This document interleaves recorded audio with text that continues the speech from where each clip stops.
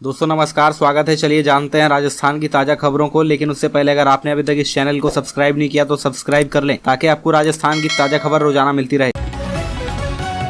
सबसे पहली और बड़ी खबर, चुनावी साल में सत्ताधारी पार्टी में भारी अंदरूनी खींचातानी के बीच कई तरह की तैयारियां चल रही है। मंत्रियों में कामकाज और जनता में परसेप्शन को लेकर एक गोपनीय रिपोर्ट तैयार करवाई गई है। यह रिपोर्ट हाईकमान की टेबल पर पहुंच चुकी है। रिपोर्ट में कई मंत्रियों का जनता के बीच परसेप्शन खराब बताते हुए बदलने तक की सलाह दी गई है। इसकी भनक कई मंत्रियों को भी है, लेकिन सब बेपरवाह हैं, क्योंकि सत्ताधारी पार्टी में इस तरह की कई रिपोर्ट पहले भी बनी, लेकिन उन पर कोई एक्शन नहीं हुआ। इस बार कहा जा रहा है कि चुनावी साल होने से शायद रिपोर्ट पर कुछ हो जाए। अगली खबर, बेड़े में कॉन्ट्रैक्ट पर 450 नई बसें शामिल। बीकानेर डिपो को मई से मिलनी शुरू होगी कॉन्ट्रैक्ट पर ली जा रही नई बसें।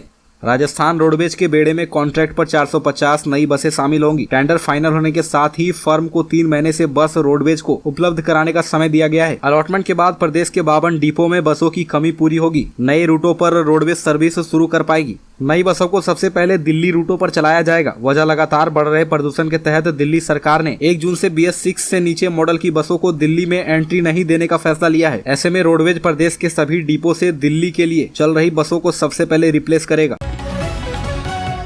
अगली खबर, जयपुर भरतपुर संभाग बीजेपी की सबसे कमजोर कड़ी। 58 सीटों के कारण सत्ता से बाहर हुई थी पार्टी। कमजोर सीटों को जीतने के लिए राष्ट्रीय स्तर पर बनी भाजपा की रणनीति के तहत केंद्रीय गृह मंत्री अमित शाह भरतपुर आए। राजस्थान के 7 संभागों में से भाजपा के लिए भरतपुर और जयपुर संभाग ही सबसे कमजोर कड़ी है। पिछले चुनाव में भरतपुर संभाग के 4 जिलों में से 3 जिलों में भाजपा का खाता भी नहीं खुला था। भरतपुर, करौली और सवाई माधोपुर में भाजपा की स्थिति शून्य रही, जबकि धौलपुर में सिर्फ 1 सीट पर जीत मिली थी। बाद में इस सीट से जीती शोभा रानी कुशवाहा को भी पार्टी से बाहर कर देने के कारण मौजूदा समय में भरतपुर संभाग की 19 सीटों पर भाजपा का कोई विधायक नहीं है। अगली खबर, अहिर रेजिमेंट की मांग को लेकर रविवार को जयपुर में जुटेंगे अहिर समाज के लोग। राजधानी जयपुर में अहिर रेजिमेंट की मांग को लेकर अहिर समाज की ओर से 16 अप्रैल यानी रविवार को जयपुर में वीटी ग्राउंड मानसरोवर में जन जागृति सम्मेलन किया जा रहा है। इसमें मुख्य मांग अहिर रेजिमेंट बनाने को लेकर है। देश भर से अहिर समाज के लोग इस महासम्मेलन में भाग लेंगे। इसकी तैयारियां जोरों शोरों से वीटी ग्राउंड में की जा रही है। अहिर समाज के प्रदेशों देश भर के नेता और प्रबुद्ध जन समाज को एक मंच पर लाकर विचार विमर्श करेंगे और आगे की रणनीति तय करेंगे। इस सम्मेलन में जुटे शामल राम यादव ने बताया कि महासम्मेलन के जरिए वह राज्य सरकार और केंद्र सरकार से मांग करेंगे कि राष्ट्र रक्षा के बलिदान के लिए भारतीय सेना में अहिर रेजिमेंट का गठन सहित समाज के उचित प्रतिनिधित्व, मान सम्मान, स्वाभिमान एवं समग्र विकास के लिए श्री कृष्ण बोर्ड का गठन हो। अगली खबर, राजस्थान में कांग्रेस के हर विधायक से अलग अलग संवाद करेंगे प्रभारी सुखजिंदर सिंह रंधावा। राजस्थान में कांग्रेस में जारी राजनीतिक खींचातान के बीच प्रदेश प्रभारी सुखजिंदर सिंह रंधावा अगले हफ्ते पार्टी के हर विधायक से अलग अलग संवाद करेंगे। पार्टी प्रवक्ता ने शनिवार को यह जानकारी दी। प्रवक्ता के अनुसार मुख्यमंत्री अशोक गहलोत और कांग्रेस की प्रदेश इकाई के अध्यक्ष गोविंद सिंह डोटासरा भी रंधावा के साथ रहेंगे। इसके साथ ही कांग्रेस अगले हफ्ते यहाँ 1 दिवसीय कार्यशाला आयोजित करने जा रही है, जिसमें पार्टी के पदाधिकारी और विधायक संवाद में हिस्सा लेंगे। कांग्रेस प्रवक्ता ने जयपुर में बताया कि प्रदेश प्रभारी रंधावा कांग्रेस और उसका समर्थन कर रहे विधायकों से 1-to-1 संवाद करेंगे। अगली खबर, अमित शाह बोले पायलट का नंबर कभी नहीं आएगा। कहा भले ही फील्ड में ज्यादा सक्रिय, लेकिन कांग्रेस के खजाने में गहलोत की अहम भागीदारी। केंद्रीय गृह मंत्री अमित शाह ने राजस्थान के मुख्यमंत्री अशोक गहलोत और पूर्व डिप्टी CM सचिन पायलट के बीच जारी टकराव पर तंज कसा है। उन्होंने शनिवार को भरतपुर में पार्टी के एक कार्यक्रम में कहा पायलट का नंबर कभी नहीं आएगा। भले ही वह जमीनी स्तर पर बहुत ज्यादा सक्रिय है, लेकिन कांग्रेस के खजाने में गहलोत की भागीदारी ज्यादा है। अमित शाह यहाँ कॉलेज ग्राउंड में बूथ विजय संकल्प हमारा कार्यक्रम के तहत पार्टी कार्यकर्ताओं पदाधिकारियों को संबोधित कर रहे थे। राजस्थान में 7 महीने बाद विधानसभा चुनाव है, ऐसे में सियासी पार्टियां सक्रिय होने लगी है।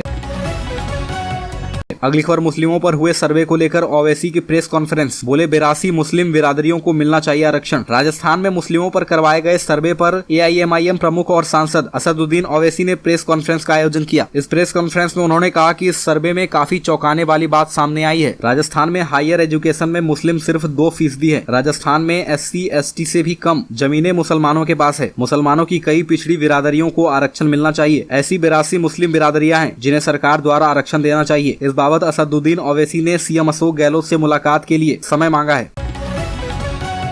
अगली खबर, केंद्रीय मंत्री शेखावत बोले सारा सच सामने आ गया है। उन्होंने कहा कि पायलट का बीजेपी में स्वागत है, मोदी को अपना नेता स्वीकार करें। केंद्रीय जल शक्ति मंत्री गजेंद्र सिंह शेखावत ने सचिन पायलट के बीजेपी में आने के सवाल पर कहा, किसी भी जनाधार वाले व्यक्ति को बीजेपी की रीति नीति में विश्वास करना होगा। पीएम नरेंद्र मोदी को अपना नेता स्वीकार करना होगा। पार्टी में उनका बाह पसार कर स्वागत है। केंद्रीय मंत्री शुक्रवार को अलवर में सांसद बालकनाथ के हसन खां मेवात नगर स्थित कार्यालय बाबा मस्तनाथ जन सेवनम भवन के उद्घाटन कार्यक्रम में शामिल होने आए थे। इस दौरान मीडिया ने जब उनसे सचिन पायलट और संजीवनी क्रेडिट कोऑपरेटिव सोसाइटी मुद्दे पर बात की, उन्होंने संजीवनी सोसाइटी के मुद्दे पर सीएम को जवाब देते हुए कहा कि सारा सच सामने आ गया है। लगे हाथ उन्होंने सचिन पायलट को बीजेपी में आने का न्योता भी दे डाला। अगली खबर, 60,000 किसानों को 1,000 करोड़ की सब्सिडी देगी राजस्थान सरकार। राजस्थान में अब गहलोत सरकार ने संरक्षित खेती को बढ़ावा देने के लिए काफी बड़ा फैसला लिया है। बता दें कि गहलोत सरकार अब राज्य में 2 वर्षों में लगभग 60,000 किसानों को 1,000 करोड़ रुपए की सब्सिडी भी देगी। यह राशि green house, low tunnel, plastic mulching के लिए भी दी जाएगी। गौरतलब है कि संरक्षित खेती एक नवीनतम तकनीक है जिसके जरिए फसलों की मांग के मुताबिक सूक्ष्म वातावरण को नियंत्रित करता है। इस तकनीक से सब्जियों और फलों को प्राकृतिक प्रकोपों और अन्य बहुत सारी समस्याओं से बचाव किया जाता है। संरक्षित खेती से कम क्षेत्रफल में ज्यादा से ज्यादा गुणवत्ता युक्त पैदावार प्राप्त किया जाता है। एक सरकारी बयान के अनुसार गहलोत की मंजूरी से किसानों को संबल भी मिलेगा। आपको बता दें कि इसमें कहा गया है कि वित्तीय साल 2023-24 में 30,000 किसानों को 501 करोड़ रुपए की सब्सिडी भी दी जाएगी। इसमें कल्याण कोष से 444.43 करोड़ रुपए भी दिए जाएंगे।